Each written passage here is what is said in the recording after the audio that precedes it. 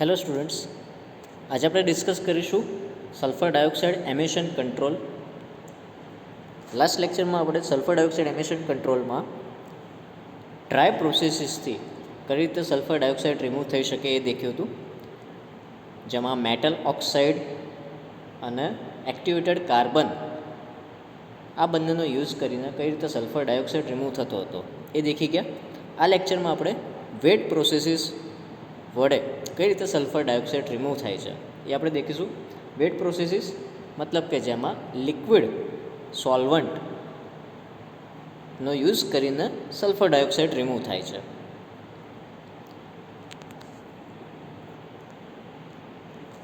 તો આ લેક્ચર પત્યા પછી you will be able to list out various methods which are used four controlling sulphur dioxide emission. You will be able to list out weight processes used for controlling SO2 emission and describe these various methods: limestone scrubbing method, magnesium oxide scrubbing method, Wellman-Nold method, Stone and Webster ionics process, Atomex International molten salt process. So these are various methods, weight processes which are used for controlling sulfur dioxide emission. So let's start weight processes. So in these processes, sulfur dioxide is removed by using solution of calcium, solution of magnesium and solution of sodium. તો first method છે limestone scrubbing. Limestone એટલે કે calcium carbonate and લાઇમ એટલે કે calcium hydroxide. તો લાઇમ slurry અથવા તો limestone સ્લરીનો use કરીને સલ્ફર ડાયોક્સાઇડ રિમૂવ થઈ શકે. Slurry of lime or limestone in water is used to absorb SO2. First ash is removed from waste gases in ash collector and then gases are sent to wet scrubber. તો સ્ક્રબરમાં SO2 remove કરતાં પહેલાં જે waste gases હોય એની અંદરથી પહેલાં ash remove કરવી પડે કે જેથી સ્ક્રબરની અંદર સોલિડ કન્ટેન્ટ જમા ના થાય. તો વેટ સ્ક્રબરમાં SO2 રિમૂવ કરતાં પહેલાં ફ્લાય એશ હોય એને એશ કલેક્ટરમાં રિમૂવ કરી દઈએ અને પછી વેટ સ્ક્રબરમાં સલ્ફર ડાયોક્સાઇડ રિમૂવ થઈ શકે. So in wet scrubber a slurry of fine ground limestone or hydrated lime is used which is sprayed from top of tower. Limestone slurry કે પછી હાઇડ્રેટેડ લાઇમ calcium hydroxide એને આપણે ટાવરના ટોપમાંથી spray કરીએ અને નીચેથી sulphur dioxide content કરતો હોય એ gas નીચેથી ફીડ કરીએ કે જેથી સલ્ફર ડાયોક્સાઇડ કન્ટેન કરતો હોય એ ગેસ અને લિક્વિડ સોલ્વન્ટનો કોન્ટેક્ટ થાય અને સલ્ફર ડાયોક્સાઇડ છે એ કેલ્શિયમ કાર્બોનેટ અથવા તો કેલ્શિયમ હાઇડ્રોક્સાઇડ સોલ્યુશન સાથે રિએક્ટ કરશે. Sulphur dioxide is absorbed to produce calcium sulphide or calcium sulphate. તો કેમિકલ રિએક્શન થાય છે સલ્ફર ડાયોક્સાઇડ અને calcium carbonate or calcium hydroxide solution વચ્ચે અને કેલ્શિયમ સલ્ફાઇડ અને કેલ્શિયમ સલ્ફેટ પ્રોડ્યુસ થાય છે. તો કઈ રિએક્શન છે? તો જો કેલ્શિયમ કાર્બોનેટ એટલે કે લાઇમસ્ટોન સ્લરી યુઝ કરો તો calcium carbonate plus sulphur dioxide plus oxygen will give calcium sulphide plus calcium sulphate plus carbon dioxide. અને જો લાઇમ સ્લરી યુઝ કરો કેલ્શિયમ હાઇડ્રોક્સાઇડ તો સેકન્ડ રિએક્શન છે calcium hydroxide plus sulphur dioxide plus oxygen will give calcium sulphide plus calcium sulphate plus water.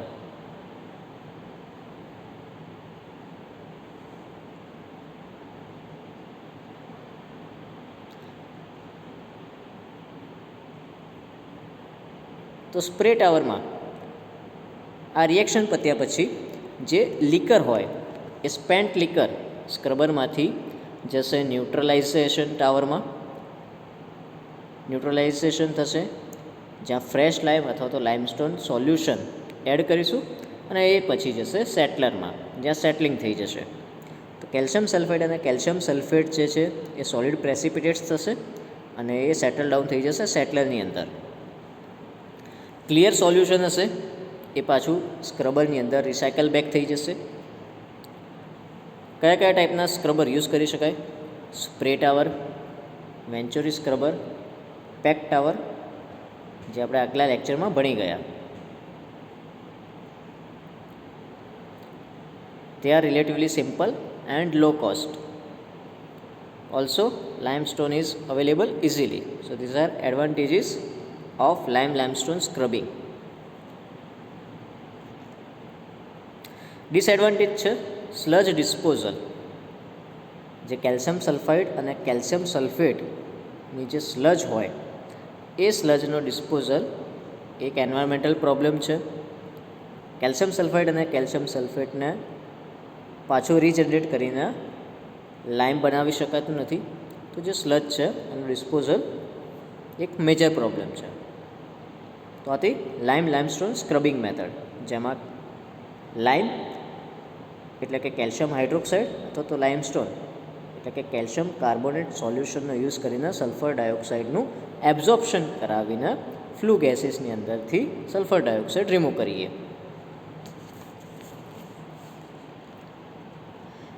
Second method છે magnesium oxide scrubbing, જેમાં magnesium oxide એટલે કે MgO સોલ્યુશનનો યુઝ થાય છે.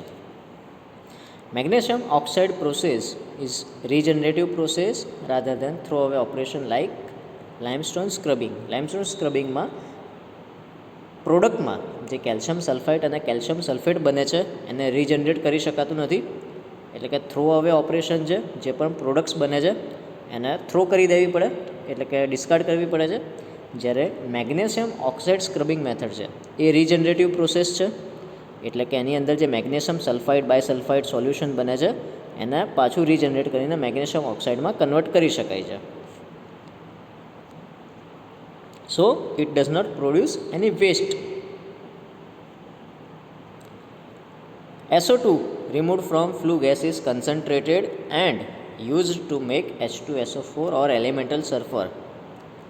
મેગ્નેશિયમ સલ્ફાઇડ મેગ્નેશિયમ સલ્ફેટને રીજનરેટ કર્યા પછી મેગ્નેશિયમ ઓક્સાઇડ રીજનરેટ કરી દીધા પછી જે સલ્ફર ડાયોક્સાઇડ ફાઇનલી જે ફ્લુ ગેસીસમાંથી રિમૂવ થાય છે એને કન્સન્ટ્રેટ કરીને H2SO4 પ્રોડક્શનમાં યુઝ કરી શકાય અથવા તો સલ્ફર પ્રોડક્શનમાં પણ યુઝ કરી શકાય. So first, flue gas is scrubbed with slurry of magnesium oxide in Venturi scrubber. સૌથી પહેલાં વેન્ચુરી સ્ક્રબરની અંદર ફ્લુ ગેસને સ્ક્રબ કરીશું. શેની મદદથી? તો મેગ્નેશિયમ ઓક્સાઇડની સ્લરીથી. તો તેના કારણે જે SO2 છે એ મેગ્નેશિયમ ઓક્સાઇડની સ્લરીમાં ડિઝોલ્વ થઈ જશે, રિએક્ટ કરશે અને બનશે મેગ્નેશિયમ સલ્ફાઇડ અને મેગ્નેશિયમ સલ્ફેટ. કઈ રિએક્શન છે? તો આ એની ફ્લોશીટ છે, જેમાં તમને લેફ્ટ સાઈડ વેન્ચુરી સ્ક્રબર દેખાય છે.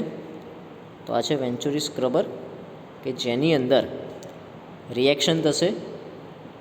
મેગ્નેશિયમ ઓક્સાઇડ સર્ક્યુલેશન ટેન્કમાંથી રિસાયકલ થશે. તો મેગ્નેશિયમ ઓક્સાઇડ સર્ક્યુલેશન ટેન્કમાંથી જશે વેન્ચુરી સ્ક્રબરમાં અને વેન્ચુરી સ્ક્રબરમાં ફ્લુ ગેસ પણ ઇનલેટ થાય છે. તો મેગ્નેશિયમ ઓક્સાઇડ સ્લરી અને ફ્લુ ગેસીસની અંદર જે સલ્ફર ડાયોક્સાઇડ હોય એ બંને વચ્ચે રિએક્શન થશે અને બનશે મેગ્નેશિયમ સલ્ફાઇડ મેગ્નેશિયમ સલ્ફેટ. તો ફર્સ્ટ રિએક્શન છે એ વેન્ચુરી સ્ક્રબરમાં બને છે. કઈ કઈ રિએક્શન્સ છે? તો વેન્ચુરી સ્ક્રબરની અંદર ફર્સ્ટ મેગ્નેશિયમ ઓક્સાઇડ છે એ સલ્ફર ડાયોક્સાઇડ સાથે રિએક્શન કરીને બનાવશે magnesium sulphide. Magnesium sulphide further react કરશે SO2 H2O સાથે અને બનશે મેગ્નેશિયમ બાયસલ્ફાઇડ. મેગ્નેશિયમ બાયસલ્ફાઇડની રિએક્શન થાય મેગ્નેશિયમ ઓક્સાઇડ સાથે, બને ફરી મેગ્નેશિયમ સલ્ફાઇડ અને મેગ્નેશિયમ સલ્ફાઇડનું ફર્ધર ઓક્સિડેશન થાય તો બને magnesium sulphate. So these are reactions which occurs in venturi scrubber.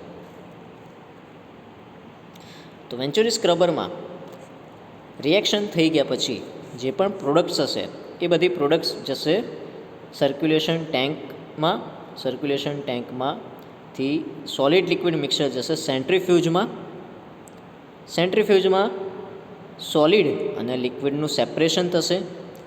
Magnesium sulphide અને મેગ્નેશિયમ સલ્ફેટ જે સોલિડ પ્રેસિપિટેટ્સ હશે એ સોલિડ્સ સેન્ટ્રીફ્યુજમાં સેપરેટ થઈ જશે. લિક્વિડ સેન્ટ્રીફ્યુજમાંથી છૂટું પડશે, જેને આપણે મધર લિકર કહીએ. એ મધર લિકરને પાછું રિસાયકલ બેક કરીશું વેન્ચુરી સ્ક્રબરમાં. સોલિડ જે સેન્ટ્રીફ્યુજમાં સેપરેટ થયા, જે વેટ કેક હશે, લિક્વિડ એબ્ઝોર્બ થયેલું હશે, તો એને આપણે મોકલીશું ડ્રાયરમાં. સો સેન્ટ્રીફ્યુજમાંથી સોલિડ જશે ડ્રાયરની અંદર. ડ્રાયરમાં ડ્રાઇંગ થશે.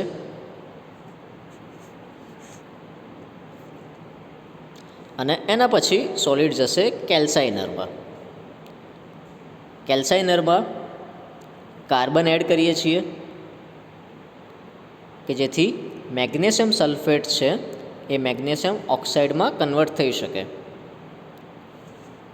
તો કેલ્સાઇનરમાં કઈ રિએક્શન થશે?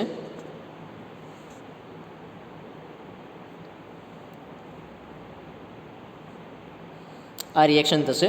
મેગ્નેશિયમ સલ્ફાઇડ હશે, એને હાઈ ટેમ્પરેચર ઉપર હીટ કરીશું 800 ડિગ્રી સેલ્સિયસ ઉપર, તો એ મેગ્નેશિયમ ઓક્સાઇડમાં કન્વર્ટ થઈ જશે અને છૂટો પડશે સલ્ફર ડાયોક્સાઇડ. મેગ્નેશિયમ સલ્ફેટ હશે MgSO4, એ કાર્બન સાથે રિએક્ટ કરશે.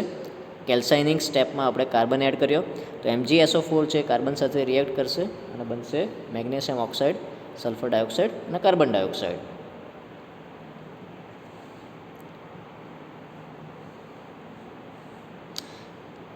મેગ્નેશિયમ ઓક્સાઇડ જે રીજનરેટ થઈ ગયો કેલ્સાઇનિંગ સ્ટેપમાં, એ આપણે પાછો રિસાયકલ બેક કરીશું અને કેલ્સાઇનિંગ સ્ટેપમાં જે સલ્ફર ડાયોક્સાઇડ છૂટો પડ્યો, એ સલ્ફર ડાયોક્સાઇડને H2SO4 અથવા તો સલ્ફર પ્રોડક્શન માટે યુઝ કરી શકાય.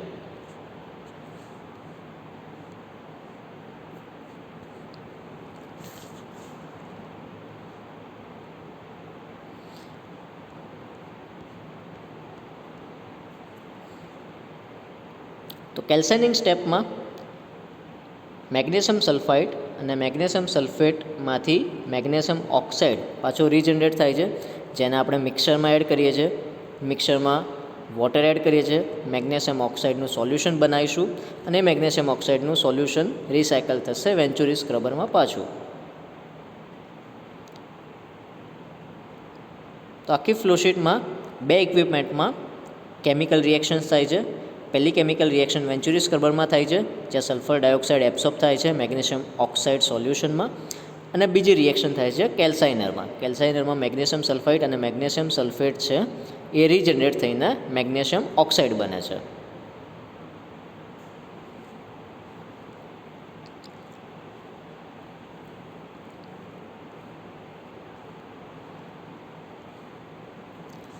ત્રીજી પ્રોસેસ છે Wellman-Lord process. Saturated solution of sodium sulfite is used to absorb sulfur dioxide and sulfite is converted to bisulfite. તો આ પ્રોસેસમાં સોડિયમ સલ્ફાઇડ એટલે કે NO2SO3 યુઝ થાય છે સલ્ફર ડાયોક્સાઇડના એબ્ઝોર્પ્શન માટે. તો આ પ્રોસેસમાં પણ સ્પ્રે ટાવર હશે, ઉપરથી સોડિયમ સલ્ફાઇડનું સોલ્યુશન સ્પ્રે થતું હશે. ટાવરના બોટમમાંથી ફ્લુ ગેસ ફીડ થતો હશે, જેમાં સલ્ફર ડાયોક્સાઇડ હશે. એ sulphur dioxide sodium sulphide solution સાથે રિએક્ટ કરશે અને આ રિએક્શન પ્રમાણે સોડિયમ બાયસલ્ફાઇડ બની જશે. Fly ash should be removed before SO2 scrubbing to keep the rate of accumulation of ash in scrubbing liquid low.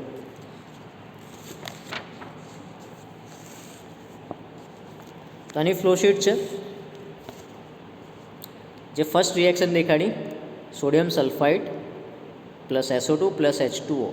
Sodium સલ્ફાઇડમાં સલ્ફર ડાયોક્સાઇડ એબ્ઝોર્બ થશે અને બનશે સોડિયમ બાયસલ્ફાઇડ. તો આ જે રિએક્શન છે એ થાય છે એબ્ઝોર્બરની અંદર. ફ્લુ ગેસ એડ થાય છે બોટમમાંથી, Na2SO3 ફીડ થાય છે ટોપમાંથી. રિએક્શન થશે SO2 અને Na2SO3 વચ્ચે અને બનશે સોડિયમ બાયસલ્ફાઇડ NaHSO3. રિએક્શન પત્યા પછી રિએક્શન મિક્સર પ્રોડક્ટ જશે ઇવેપોરેટર ક્રિસ્ટલાઇઝરમાં. આ ઇવેપોરેટર ક્રિસ્ટલાઇઝર છે ડબલ ઇફેક્ટ. એટલે કે 2 ઇવેપોરેટર હશે. ઇવેપોરેટરમાં ઇવેપોરેશન થશે 110 ડિગ્રી સેલ્સિયસ ટેમ્પરેચર પર ઇવેપોરેશન થશે. તો આટલા ટેમ્પરેચર પર સોડિયમ બાયસલ્ફાઇડ છે એ પાછું સોડિયમ સલ્ફાઇડમાં કન્વર્ટ થઈ જશે અને છૂટા પડશે સલ્ફર ડાયોક્સાઇડ અને water vapour.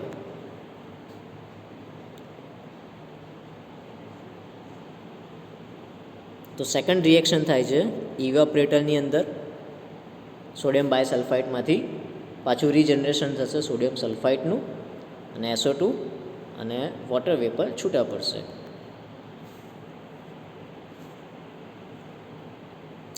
Sodium sulfide bisulfide solution thus is formed is fed to double effect evaporator crystallizer where bisulfide is decomposed and sodium sulfide is generated around at 110 degree Celsius and also SO2 and steam are released.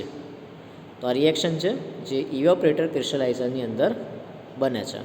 Sodium bisulphide 110 degree Celsius temperature, sodium sulphide regenerate થયો, SO2 અને water vapour steam છૂટા પડ્યા.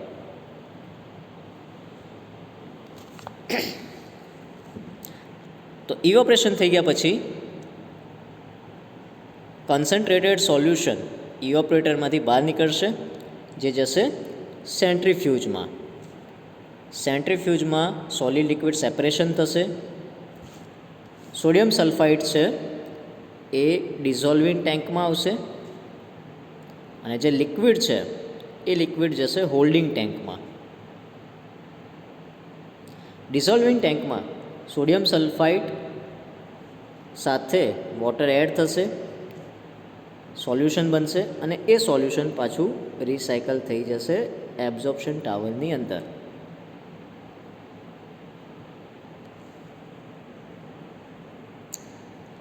રિએક્શનની અંદર sodium sulphate પણ બને Na2SO4. આ જે Na2SO4 છે એ Na2SO4 એટલે કે સોડિયમ સલ્ફેટનું રીજનરેશન ના થઈ શકે પાછું સોડિયમ સલ્ફાઇડમાં. તો Na2SO4નું કોન્સન્ટ્રેશન લિમિટમાં રાખવા માટે એક સ્ટ્રીમ આપણે ઇમ્પ્યોરિટી તરીકે બહાર નીકાળીએ જેને આપણે કહીએ પર્જ સ્ટ્રીમ, કે જે Na2SO4નું કોન્સન્ટ્રેશન આખી પ્રોસેસમાં લિમિટમાં રાખે, કેમ કે Na2SO4 છે એ રીજનરેટ થઈ શકતું નથી.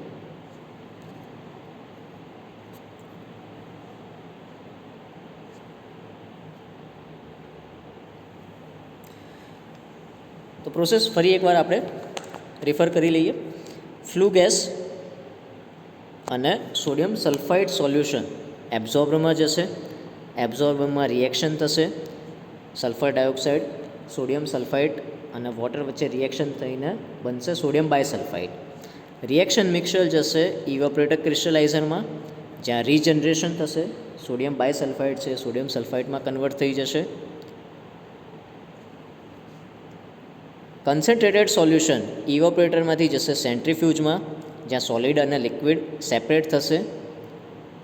સોલિડ છે રીજનરેટ થયેલા સોડિયમ સલ્ફાઇડના એ જશે ડિઝોલ્વિંગ ટેન્કમાં જ્યાં વોટર એડ કરીશું, સોલ્યુશન બનાવીશું અને એ સોલ્યુશન પાછું રિસાયકલ બેક થઈ જશે એબ્ઝોર્બરની અંદર.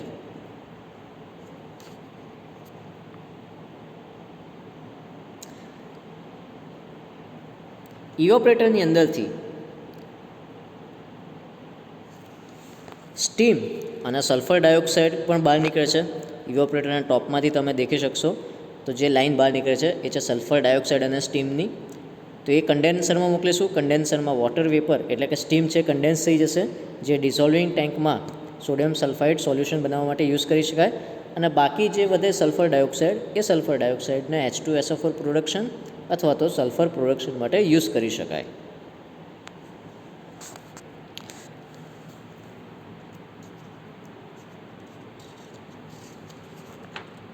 તો આથી વેલમાન લોર્ડ પ્રોસેસ વડે સલ્ફર ડાયોક્સાઇડ રિમૂવલ જેમાં sodium sulphide solution sulphur dioxide removal માટે યુઝ થાય છે.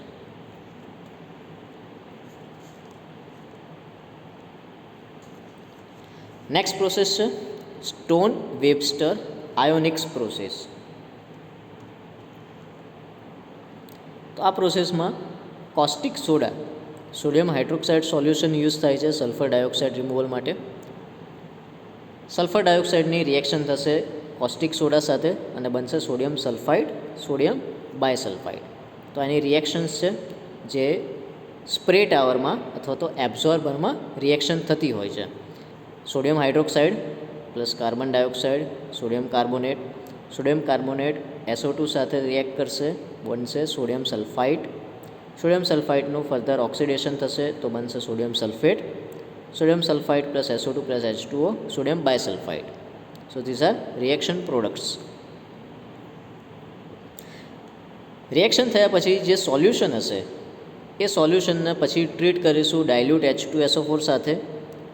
તો ડાયલ્યુટ H2SO4 સાથે રિએક્શન થશે અને બનશે સોડિયમ સલ્ફેટ અને કન્સન્ટ્રેટેડ SO2 ગેસ. તો એની રિએક્શન છે સોડિયમ સલ્ફાઇડ પ્લસ H2SO4 બનશે sodium sulphate plus SO2 plus H2O. અને સોડિયમ બાયસલ્ફાઇડ પણ રિએક્ટ કરશે H2SO4 સાથે તો બનશે sodium sulphate plus SO2 plus H2O. તો સોડિયમ બાયસલ્ફાઇડ અને સોડિયમ સલ્ફાઇડ H2SO4 સાથે રિએક્ટ કરીને બનાવે છે સોડિયમ સલ્ફેટ. અને લાસ્ટ સ્ટેપ છે સોડિયમ સલ્ફેટનું પાછું કન્વર્ઝન સોડિયમ હાઇડ્રોક્સાઇડમાં. તો આ છે રીજનરેશન સ્ટેપ જે થાય છે ઇલેક્ટ્રોલિટિક રીજનરેશન સેલમાં.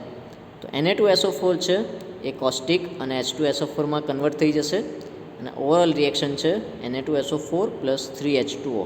ઇલેક્ટ્રોલિટિક સેલમાં આ રિએક્શન થશે અને બનશે NaOH, H2SO4, hydrogen and oxygen. NaOH જે રીજનરેટ થઈ ગયો ઇલેક્ટ્રોલિટિક સેલમાં એ પાછો રિસાયકલ થશે એબ્ઝોર્બરની અંદર અને જે એસિડ છે એ ડિસોર્પ્શન ટાવરમાં યુઝ થશે.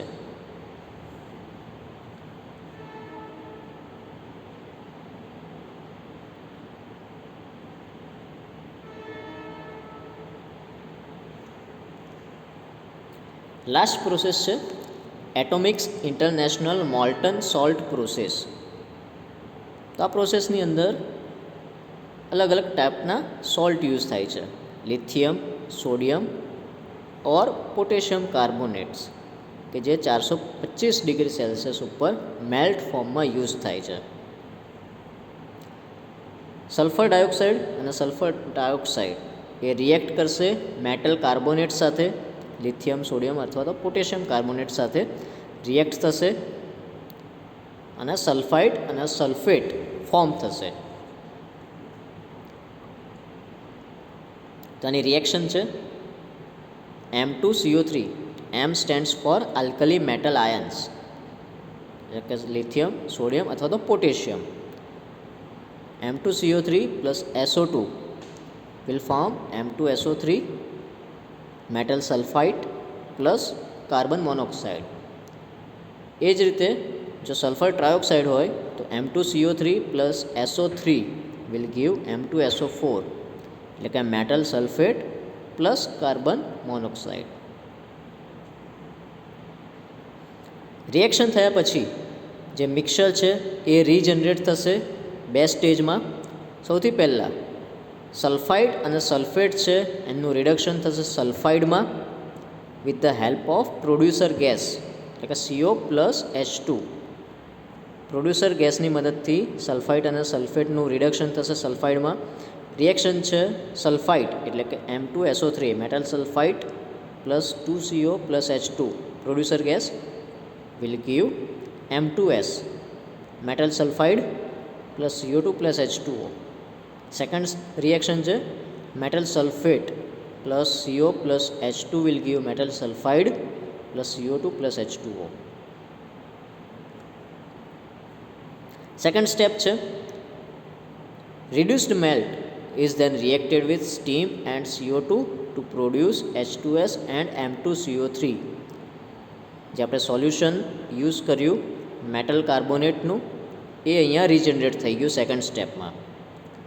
તો સેકન્ડ સ્ટેપમાં રિએક્શન થશે metal sulphide M2S plus steam H2O plus carbon dioxide CO2 will give metal carbonate M2CO3 plus H2S. તો આજે આપણે 5 પ્રોસેસ ભણી ગયા. એબ્ઝોર્પ્શન વડે લિક્વિડ સોલ્યુશન વડે સલ્ફર ડાયોક્સાઇડને કઈ રીતે રિમૂવ કરી શકાય, જેમાં 5 મેથડ આપણે ભણી ગયા. Limestone scrubbing, magnesium oxide scrubbing, Wellman Lord process, stone Webster Ionics process અને Atomics International molten salt process. Limestone સ્ક્રબિંગમાં કેલ્શિયમ કાર્બોનેટ અથવા તો કેલ્શિયમ હાઇડ્રોક્સાઇડ સોલ્યુશન યુઝ કર્યું. મેગ્નેશિયમ ઓક્સાઇડમાં MgO સોલ્યુશન યુઝ કરીને સલ્ફર ડાયોક્સાઇડ રિમૂવ થઈ શકે. Wellman Lord પ્રોસેસમાં સોડિયમ સલ્ફાઇડ સોલ્યુશન યુઝ થાય છે. સ્ટોન વેબસ્ટર આયોનિક્સ પ્રોસેસમાં સોડિયમ હાઇડ્રોક્સાઇડ સોલ્યુશન યુઝ થાય છે, જ્યારે એટોમિક્સ ઇન્ટરનેશનલ મોલ્ટન સોલ્ટ પ્રોસેસમાં મેટલ કાર્બોનેટ યુઝ કરીને સલ્ફર ડાયોક્સાઇડ રિમૂવ થાય છે. સો લેક્ચર આપણે એન્ડ કરીએ છીએ. Thank you.